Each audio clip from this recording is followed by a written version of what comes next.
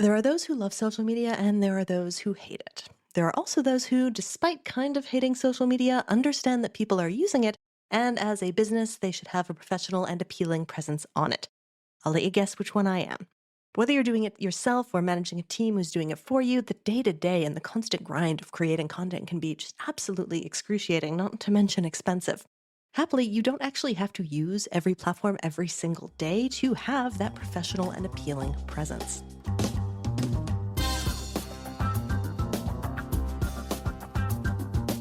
I'm Megan Doherty, and this is The Company Show, the podcast for when your podcast is just part of the job. Social media, especially Instagram for me, has been the nut I just can't crack. I understand that it's valuable. I understand that it's a great way to connect. I've just never been able to really use it effectively, and that's both personally and professionally. I don't use Instagram that much. Happily, I've got a great team member who's able to create really awesome, engaging posts and share the things that we want to share, like the amazing guests that we have on this podcast. But it has not been a major focus of the work that we've done on social ever since we started One Stone Creative. My guest today has the solution for this problem and has perhaps even cracked the nut of Instagram. Ruthie Sterrett is a fractional CMO and founder of The Consistency Corner, a holistic marketing agency supporting service-based businesses. Her whole business is about helping CEOs step away from social media without sacrificing their visibilities because, and I feel this so strongly, most CEOs did not start a business to be content creators. And when I hear that, I say, yes, please. Ruthie and I talked about what most businesses really need from the social media platforms that they use, the key consideration that most of us don't really make when it comes to strategizing how to use them, and how to make your Instagram work for you even if you don't want to use Instagram. Here's the conversation.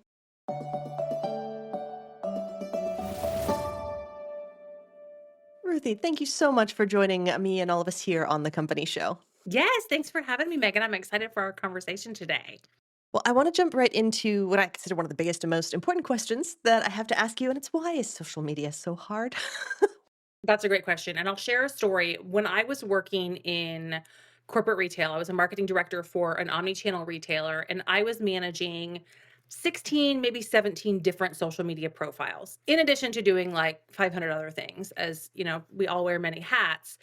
Plus, I had my own social media. Plus, I was side hustling. So I had like my own social media business strategy. And I was spending a lot of time on the apps, Instagram, Facebook. And I had to because it was part of my job. So I couldn't just be like, "Oh, I'm not going to do this anymore." But one day I realized after spending, I don't know, 30, 40, maybe even an hour, minutes on the platform, scrolling for who knows what, the dopamine hit that we sometimes get, I put my phone down and I thought, "Oh my god, that added nothing to my life."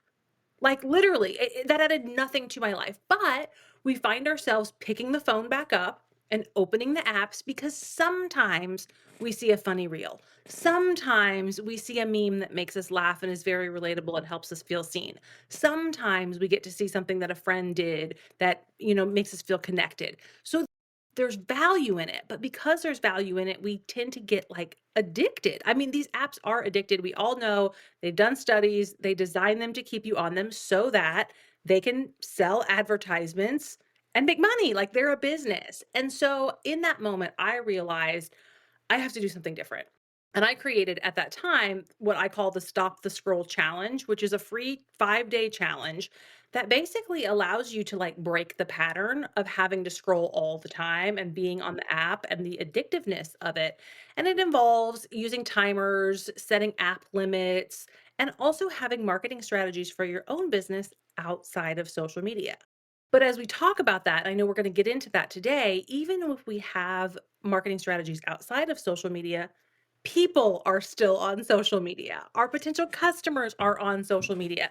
And so we do have to find a way to leverage it in our business that doesn't make it feel like we're on this content hamster wheel, that doesn't feel like this huge time and energy suck where we're just throwing spaghetti at the wall and wondering like, is this even working? What is the point?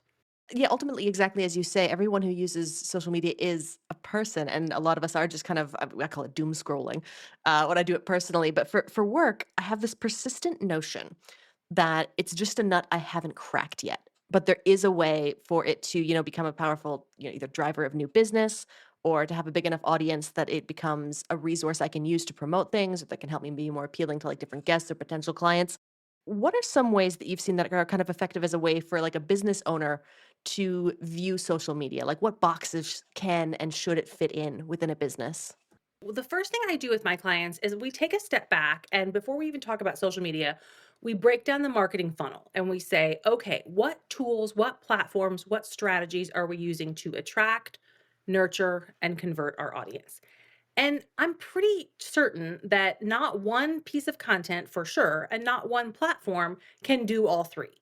So we do have to have different strategies, different platform, different containers for our marketing. And so it's important to decide and be intentional about where are we attracting? Well, from a social media perspective, the ways that you attract or get new eyes on your business is typically video content because we know it gets shown to audiences that don't already follow us, hence that like attract new business, or paid ads. That's pretty much it. So if you're not doing one of those two things on social media, you are not using social media for the top of funnel. And that's okay. But being aware of that can help you understand, okay, where am I using social media and what am I using in those other places? So top of funnel could also be networking. It could be SEO and having content on your website that is highly relevant and searchable. It could be referrals from your current customers or your network. There's a number of ways that you can, appearing on other people's podcasts. All of those are ways. And so when we decide, okay, what are the strategies that I'm going to do? How consistent do I need to be in those strategies? What is the intensity that I want to leverage? Now we can think about it a little bit more logically than the like emotion that sometimes comes in when we're trying to market our business. And so as we move down the funnel, nurture, this is where I think social media plays a big role. People getting to know you. What happens when somebody tells you about a business or a product or a service and recommends it? Well, you go look it up on the internet. Like that's what we do. That's what humans do now. And you might go to a website or you might go to their social media profile or you might go to both. And so your social media platform is an opportunity to help people get to know you. Learn if you're for them. Learn if they want to hear more from you, if they want to move down the funnel and deepen that relationship. And, we can do that with social media content without constantly posting if we're really intentional about that content. Now, if the content we're putting up is like a picture of our dog and our last vacation, those things are all fine. But is that gonna move the needle in your business? Is that gonna help people move down the funnel and get to know you quickly?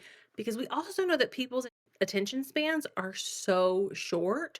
So if we don't have the right intentional strategic content there for them to consume quickly and easily, we could be leaving money on the table. And I love this example for hairstylists. I was looking for a hairstylist recently and asked for some referrals in a Facebook group of local people. I mean, I got literally 20 recommendations. And me being the like nerd I am, I made a spreadsheet of all of them and like put in their address and how close they are to me and what they specialize in. But then I started looking up their social media because I want to know more about them as people. Because let's be honest, your hairdresser, like I see my hairdresser more often than most of my friends. I would like to like this person, but then also the work that they do. And the people that were not posting on social media or hadn't posted in a really long time or their content wasn't really relevant, I moved on. I didn't even continue to go down the rabbit hole of researching those people. And that's what can happen if we're not leveraging social media intentionally. And again, as we move down the funnel into the convert phase where we're asking people to maybe join our email list or we're asking people for even a sale and to purchase something, social media can do that, but we don't wanna be like that person who asks you to marry them on the first date because that's what, like, selling in every single post is. It's like, "Buy my thing, buy my thing, buy my thing." Okay, we get it. We know that you sell a thing. So we wanna make sure that we're nurturing and selling in social media so that the relationship feels good versus the like, I only want you to buy the thing from me. And then there are other ways that we can sell outside of social media, email marketing, direct outreach, great calls to action on our website. But having all of those things kind of figured out, then you as a business owner can decide where and how social media is going to work for you because it doesn't have to be the same as everybody else or anybody else. You want to find a strategy that feels good and fits for your bandwidth, your personality, and your business goals. I love what you, especially about kind of the intentionality of approaching social media in this way, because I'm probably not the only person or business owner who's had this experience where creating the content to go on Instagram or up on Facebook, it becomes just such a part of the job. I don't know if anyone is even actually thinking about doing it. And I'm as guilty of this as anyone else. We put a lot more effort into like stuff that we create for clients, but for our own stuff, I'm just like, well, it's got to go out. Let's just do it. And there's not a lot of thought involved. How do you approach it intentionally when it's such a consistent, ongoing thing that just seems to never stop and there's no end? How do you kind of keep that presence of mind to try and make sure every post is really serving a function? Yeah. Well, the first reminder that I want to share with everybody, and I share this actually at the end of every episode of my podcast, is consistent does not have to mean constant. Love that. Right? So if we can level set with that reminder, we don't have to be constantly posting. And in fact, most business owners I know did not start their business to be a content creator. Like they started their business to help people, they started their business to serve, they have a passion for what they do. If you started your business to be a content creator, okay, that's a different conversation, but most people did not. And so that's why I love the Instagram 9 grid strategy. And what that is a visual content strategy that turns your Instagram profile into a mini website or like a magazine cover or billboard for your business. And the crazy thing is, most people who could benefit from this strategy don't know what it is. They're like, huh? What's a 9 grid? Like I tell people all the time, oh, I'm a fractional CMO. I've become known for the Instagram 9 grid strategy. And people are like, what is that? So we call it a 9 grid because it is the first 9 posts on your Instagram grid. I'm extra. I typically do 12, sometimes even 15 because I like to do a little more, but you want to do at least 9. And in those 9 posts, you're going to share who you are, who you help, how you help them, the transformation that they can receive when working with you, your free resources if you have any, or where else you hang out if you have a podcast, or maybe you're a LinkedIn person and you spend more time over there, or you're a Facebook person, or you hang out in stories. You let people know that in the posts. You tell them about your offers and what it is that you actually sell and how they can work with you. And then we weave in your brand values and your mission and your vision so that they really know, oh, yeah, this person is for me. We have a connection here and it's not all about business. And once we put those 9 posts up, this is truly a set it and forget it strategy. And what that means is you don't post anymore. And people are like, wait, what? You don't post anymore, but what about the algorithm? Okay, y'all, the algorithm, like, is the algorithm doing you any favors right now? No. So who cares? Who cares about the algorithm? Get the intentional content up. And then as people find you and we work through those other strategies in the funnel that we've already mapped out, your Instagram is there being intentional and sharing exactly what someone needs to know to decide whether or not you are for them. And you don't have to think about posting anymore. So I love this. And I think I remember when the first time we talked, this was the last stuff you need to do on this platform. And that's such an exciting idea because it feels like there's this huge opportunity cost or this huge risk for not being out there and being active. But as you have so well explained, if you're not active there, you're not active there. And you might as well have the information someone needs if they happen to be active there. Because most of us aren't active on just one platform, right? We do other places. I love this concept. I love this idea. I love how efficient it is. You talked a little bit about some things that are included. Do you have maybe any examples of like particular posts that can fit well in a 9 grid?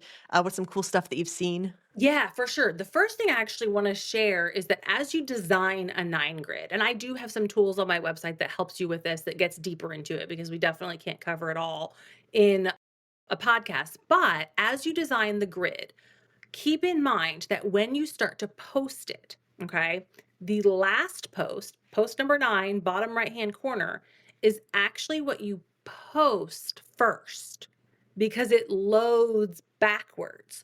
So, what I see a lot of people do is they will write that post, post number 9, as the introduction post because they know that they're posting it first. But when people come to your profile, that's the last thing that they're looking at. So we really want our intro post, hi, I'm so and so, this is what I do, to be the top right left hand corner or the ninth or last post that you post. And so that shift in and of itself can help you think about what we really want these nine squares to be is a journey. We want someone to see immediately, oh, this is who you are. Okay, now post number two, it's often great to share a free resource here.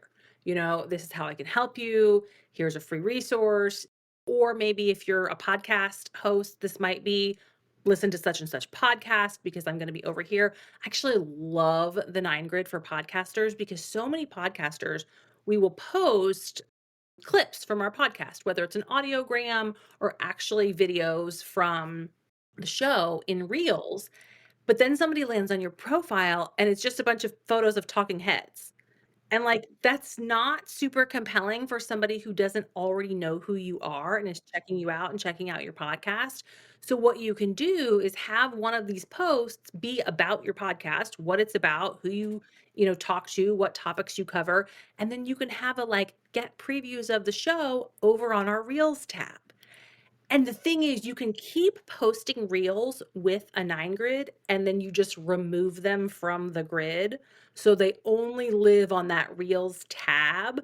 But then your magazine cover is still on the main profile, the main tab, sharing all that super important information that maybe isn't being covered in every single clip because you're only pulling out 60 seconds or 30 seconds of each podcast. So I love that for podcasters. And then typically we want to also make sure in one of the very first posts that we're sharing how we help people. What is the transformation that people can expect when they work with us? And kind of painting that picture of before and after. And at this point, we can go ahead and mention an offer, or we can just kind of continue down the path of the grid. And typically, then that hero post. So let's say the middle of the grid, the one that like when you're looking at it in a whole thing, you're looking at someone's profile, that's going to be your main selling post. So that's going to be like a how we can work together, what I can do to help you. And then some of the other posts just kind of share, opinions or values or educational content kind of sprinkled in throughout there. That is so fun. I just love this strategy. It feels like to me it takes really advantage of some of the best things about social media, especially on Instagram, where people do so often use it for shopping and as they're making these kind of buying decisions. Do you find in when people are using the nine grid, where in the funnel is that usually landing? Is it being nurturing? Is it top of funnel? Where do you see that play out? It's typically mid to bottom of funnel. And I love the invention of ManyChat because then we can automate that conversion or that like moving people down the funnel with keywords and automation. And even if you don't use ManyChat, you can always use your call to actions being, hey, link in bio to get this thing. And then that moves people down the funnel. But if you use a tool like ManyChat, you can use the keyword strategy of comment below such and such, you'll get such and such. And the thing about ManyChat, I remember the first time I tested it out, I thought, well, I don't have people comment enough to like pay for this tool. Like, I don't really need to automate it, do I? Well, then what I found is that people were commenting, they were asking for the tool, and I was missing it. Because a lot of times those DMs go into like this secret folder of like messages you need to approve because they're not somebody you already know. And so I realized, okay, even if I'm getting like one or two keywords a month, if I'm not missing them, I'm at least moving that person down the funnel. And so I did decide to invest in the paid version of it. You can do the free version and it just people have to DM you instead of comment below is the main difference between that. But I find, and I have other visibility strategies in place to get people to my Instagram, but I get, 5 to 10 opt ins a month through ManyChat, and I don't have to be on the platform responding to people. I can truly set it and forget it. And this tool is working behind the scenes for me to send people the links to my products or my free offers when they engage with my content. What is mini chat? Yeah, so if you're not familiar with ManyChat, it is a automated messaging platform and you might see people using this strategy on Instagram. Well, they say like comment decide, that's one of my keywords. Comment decide and I'll send you the decision guide of whether or not you should use a nine grid or comment recipe and I'll send you the link for the recipe. And it's an automated AI tool that you set up workflows of like, here's my Instagram, here's the keyword, here's the message I want you to send, and the link that I want you to share. And there's a lot more you can do with it from there, but that's kind of the basics. And it moves someone into your funnel by sending them that link. And we know people are busy, people have 8,000 things to look at, and people can be lazy. And so while go to the link in my bio works, that's like an extra step for people. Where comment below this one word and I'll send you the thing that you want. Oh, okay, that's easy. That's faster. Or what happens for a lot of times is somebody is like, I want to look at this later. So send me the link and then I've got it so I can look at it when I have time. It never occurred to me that that was an AI or that was an auto-assisted tool. I didn't know that because I've seen that strategy all the time, but Yeah, there's one account that I follow. Her name's Colleen Nichols, and she runs direct sales. It's DSGC. I can't remember what it stands for. But anyway, I love what she says. My little AI robot friend will send you the link. Like she's not hiding the fact that this is automated and she's not doing it, but she's able to continue to follow up with people and give them kind of that instant access to the thing that they want or need without having to be on the platform 24/7. I love that. In your experience in the companies that you've worked with, setting up these 9 grids, working on other social media strategy, are there particular types of businesses or industries that a 9 grid will work really well for? Or is it more just on the personal entrepreneur, social media manager level that that choice should be made? Yeah. Let me share the accounts that I think it won't work for because there's Also really good. about 2.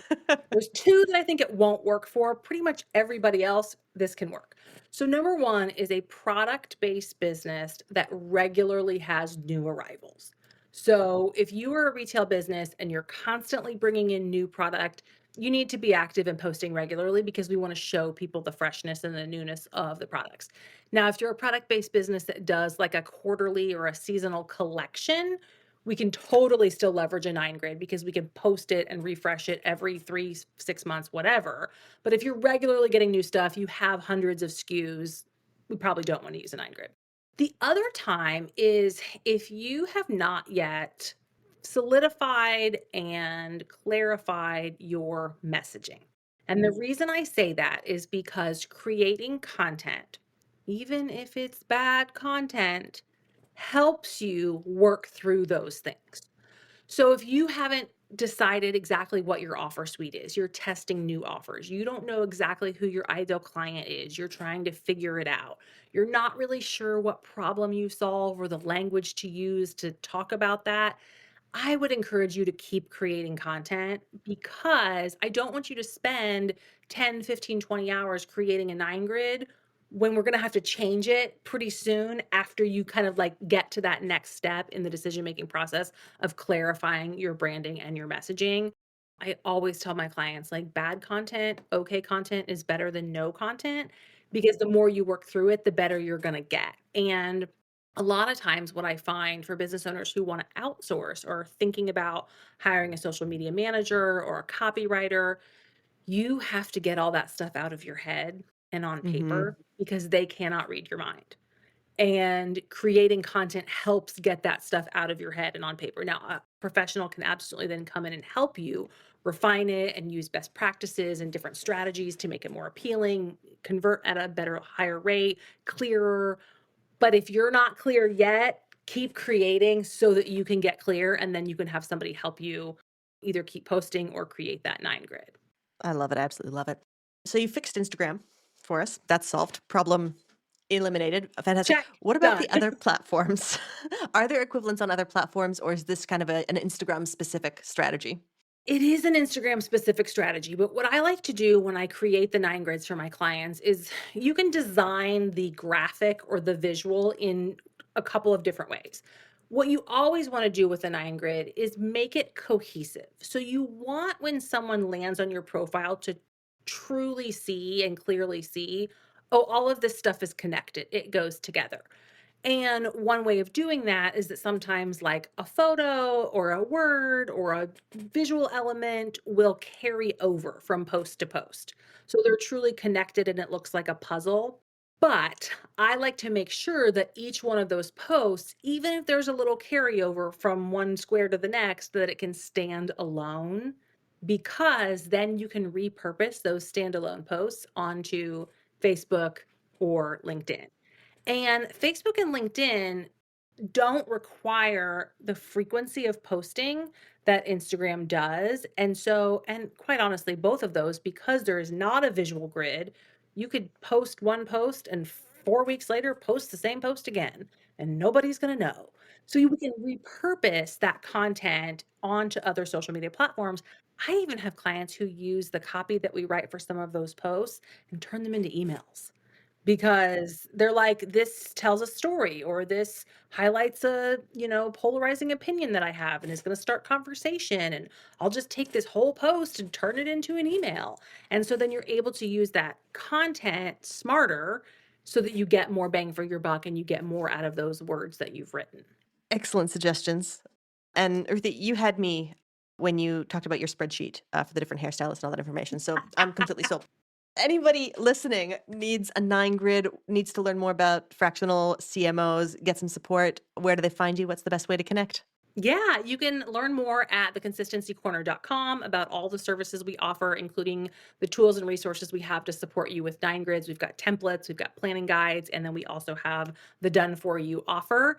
And if you want to see a 9 grid in action, check out my Instagram at the Consistency Corner. You can see one right there, and you can DM me any questions that you may have, because it really is such an amazing time saving concept and tool. And the thing is that we can use it in so many different ways. And so if you're like, I don't really know how this is going to be best for my business, like, let's just have a conversation. I can brainstorm with you and we can figure out the right way to leverage this strategy so that you can like step away from social media and not sacrifice your visibility.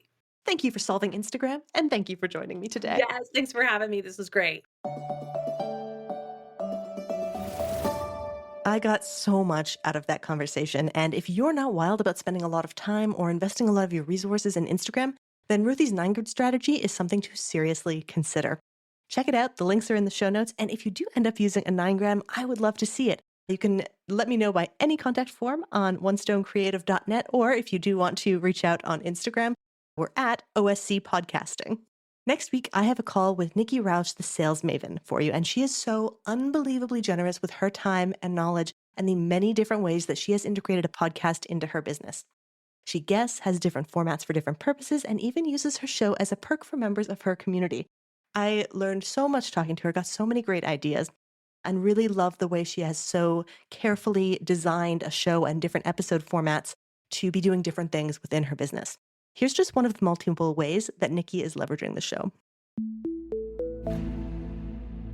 Well, the first thing I decided is I needed to know what was my outcome in having a podcast, besides just like putting my message out there. Like, what did I want the podcast to do? Because it costs money to have a podcast. Yeah. So I wanted to see a return on my investment.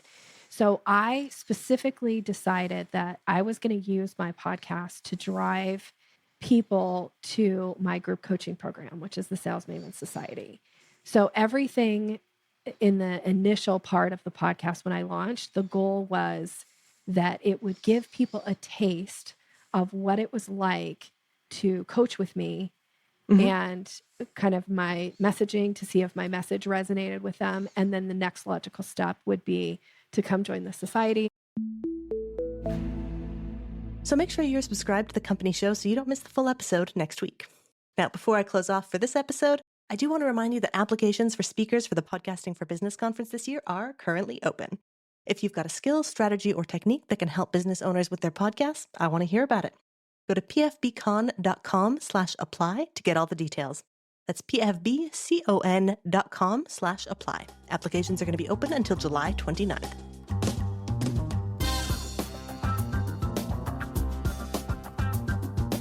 As always, I've been your host, Megan Doherty, and the company show was created by the whole team at One Stone Creative. Until next time.